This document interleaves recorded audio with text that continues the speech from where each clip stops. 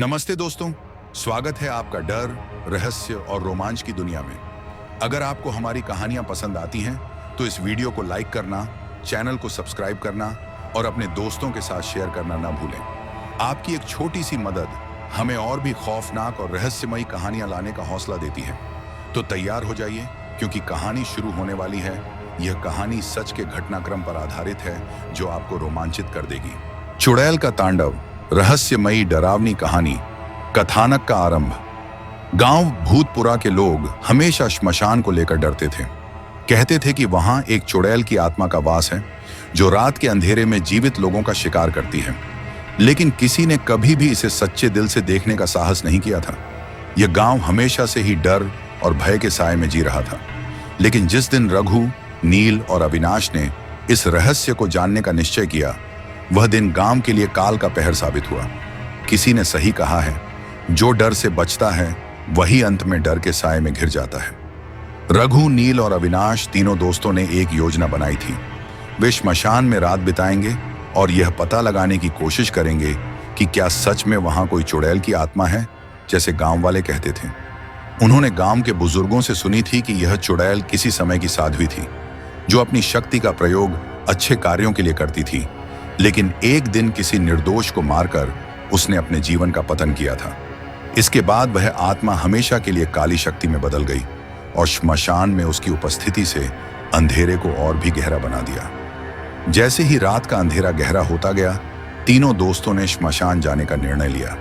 हवा में एक अजीब सी नीरवता फैल गई थी। श्मशान का दृश्य भयावह था। चिता की राख, बेजान पेड़ और हवा में घुली हुई अजीब सी गंध। हर कदम पर ऐसा लगता जैसे कोई अनदेखा अस्तित्व उन्हें घूर रहा हो। वे श्मशान में दाखिल हुए और जैसे ही उनके पैर श्मशान के अंदर पड़े, अचानक उनके कानों में एक कड़कती हुई महिला की चीख सुनाई दी। आवाज इतनी भयानक थी कि वे तीनों चौंक पड़े। यह आवाज इतनी तेज और तीव्र थी कि उन्होंने महसूस किया जैसे वह आवाज उनके भीतर तक समा रही हो। तुम लोग यहां क्यों आए हो? यह आवाज गहरी, डरावनी और जैसे किसी अज्ञात शक्ति द्वारा उत्पन्न हो रही थी। उसकी आवाज में वह कटीली गर्मी थी जो रूहों को जला देती है। तीनों दोस्तों का दिल तेजी से धड़कने लगा। रघु ने डरी डरी आवाज में कहा, हम यहां सिर्फ देख रहे थे, हम किसी को नुकसान नहीं पहुंचाना चाहते। लेकिन तभी एक और चीख गूंजी, जो इस बार पहले से भी ज्यादा कर्कश थी। तुम लोग कहां जा रहे हो? आवाज की गूंज चारों ओर फैल गई। हवा में एक हलचल मच गई। यह आवाज अब और तेज हो गई थी। तुम मुझे छोड़कर कहीं नहीं जा सकते, नील ने हड़बड़ी में कहा। यह सिर्फ हवा का खेल होगा। लेकिन उसकी आवाज कांप रही थी। तभी एक हल्की सी हंसी सुनाई दी, जो न केवल उनकी सुनने की शक्ति को चुनौती दे रही थी, बल्कि उनके दिमाग में भी एक डर की लहर दौड़ा रही थी। तुम लोग यहां आए हो और अब जा नहीं सकते। वही महिला की डरावनी आवाज आई। उसकी हंसी में एक खौफनाक चूहे की आवाज मिल रही थी, जैसे वह सबको अपने जाल में फंसा चुकी हो। उसकी चीख इतनी तेज थी कि सुनते ही उनके दिलों की धड़कन रुक गई। यह किसी मानवीय आवाज से अधिक एक प्राचीन गुस्से और नफरत का प्रतीक लग रहा था।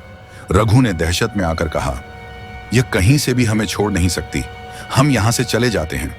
लेकिन अविनाश ने उसकी बात काटते हुए कहा, नहीं, हम यहां कुछ पता करेंगे। इस चुड़ैल की आत्मा को जानने का समय आ चुका है। जैसे ही तीनों दोस्तों ने आगे बढ़ने का निर्णय लिया, श्मशान के बीचों बीच एक काले रंग की आकृति उभरने लगी। यह आकृति पहली बार धुंधली और अस्पष्ट थी, लेकिन जैसे ही वे आगे बढ़े, यह आकृति धीरे धीरे स्पष्ट होती गई। सामने एक जलती हुई आकृति खड़ी थी। वह एक महिला का रूप था, लेकिन उसके चेहरे पर आग की लपटें थीं और उसकी आंखें जलती हुई अंगारों की तरह चमक रही थीं। उसके हाथ लंबे और सख्त नाखूनों से भरे हुए थे।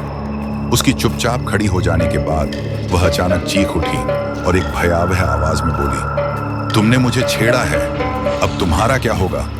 वह पूरी तरह से हवा में उड़ने लगी और उसका शरीर तेज लपटों में जलने लगा। उसके चेहरे पर एक खौफनाक मुस्कान थी। वह पूरी तरह से अपने प्राचीन रूप में बदल चुकी थी। यह कोई साधारण चुड़ैल नहीं थी, यह तो एक शैतानी राक्षसी शक्ति थी। रघु की आंखों में डर का साम्राज्य छा गया। नील और अविनाश तो हक्के बक्के थे। वह समझ नहीं पा रहे थे कि उन्हें किस दिशा में जाना चाहिए।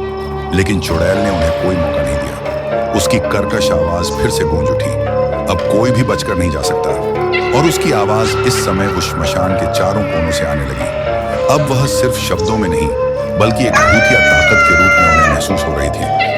ये तुमने जो किया है उसका बदला अब मैं लूंगी। चुड़ैल की आवाज में अब कोई शक नहीं था।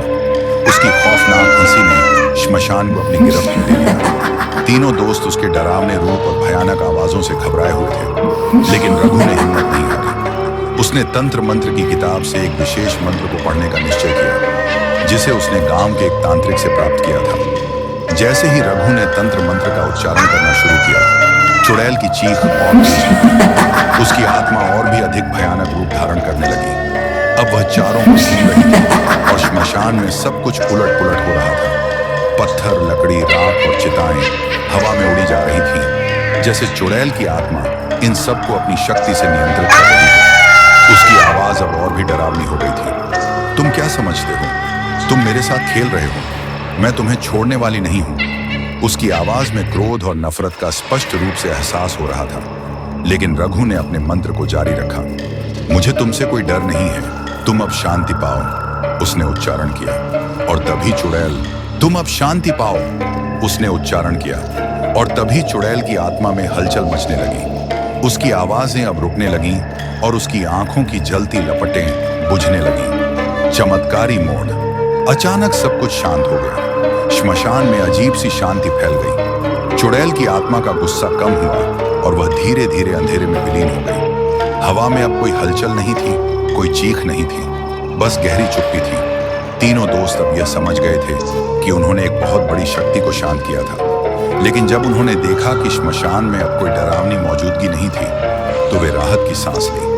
लेकिन रघु के दिल में एक सवाल था, क्या चुड़ैल की आत्मा पूरी तरह से शांत हो पाई है? आखिरकार उन्होंने यह निर्णय लिया कि उन्हें इस रहस्यमयी घटना के बारे में गांव वालों को बताना चाहिए। लेकिन किसी को भी यह नहीं पता था कि चुड़ैल की आत्मा अब पूरी तरह से मुक्त हो चुकी है या यह फिर से लौटने वाली है। अंतिम रहस्य। जब रघु और उसके दोस्तों ने घर लौटने का सोचा, तो उन्होंने देखा कि श्मशान के पास एक पुरानी तस्वीर दिखी। वह वही जलती हुई महिला थी जिसकी आंखें अब भी जल रही थीं। क्या यह चुड़ैल की आत्मा का प्रत्यक्ष रूप था या फिर वह फिर से लौटने की योजना बना रही थी? इसे जानने के लिए अगली कड़ी का इंतजार करें।